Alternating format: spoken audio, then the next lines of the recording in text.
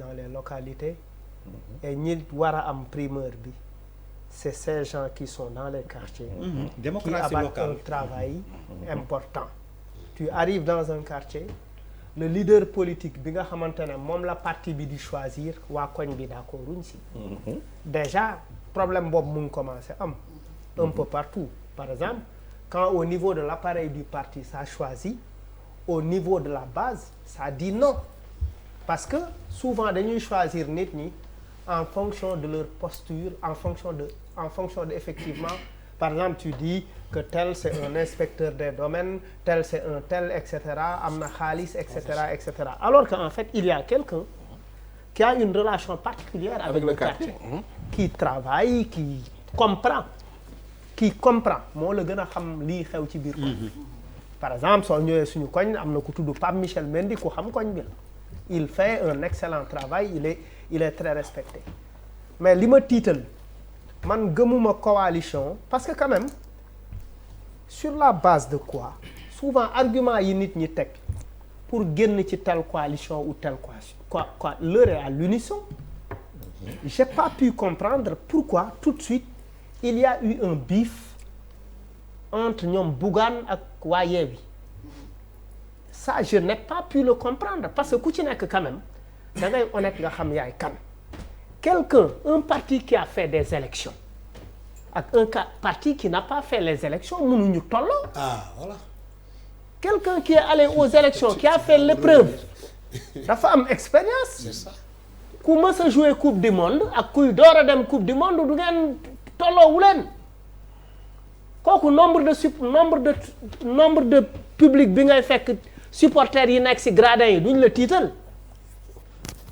Je sais pas si je me fais comprendre. Non, c'est-à-dire dafa am ay aspects yoo xamante ne il faut que nit ñi jël seen ego teg ko fen bu fekkee vraiment Sénégal moo ñor nit ñi et que vous allez faire face à quelqu'un ak loo leen ko critiquer qui a su garder sa coalition mu ngi ko téye depuis 2012 la coalition est là. Il n'y a pas de fissure, nit ñi demuñu, ils sont encore là. Maintenant ngeen bugg a xeex ak kooku et vous dites tous que vous aimez le Sénégal et vous n'arrivez pas à faire un. Ça c'est un problème. Pour man loolu d'abord la ñu war a xoolaat. Loolu cette question il faut que ñu régler ko parce que bu ngeen ko régler wul en fait vous ne pouvez par exemple tey tu me dis ñun la grande coalition Gëm Sa Bopp.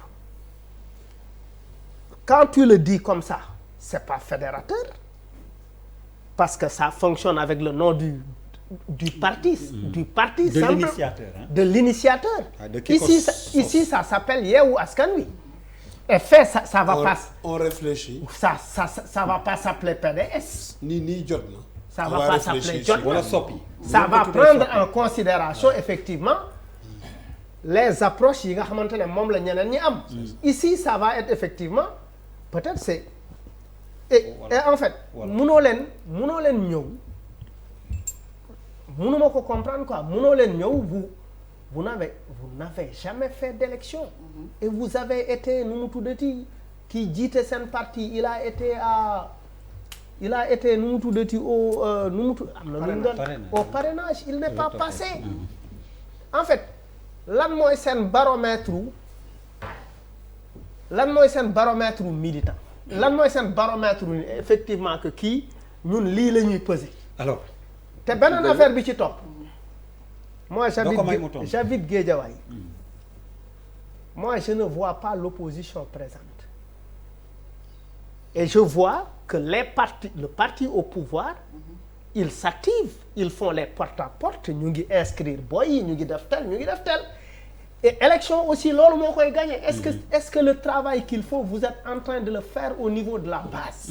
Alors Madeleine Malal suñuy systématiser démocratie locale bi la wax effectivement moom la ñuy dawal les préoccupations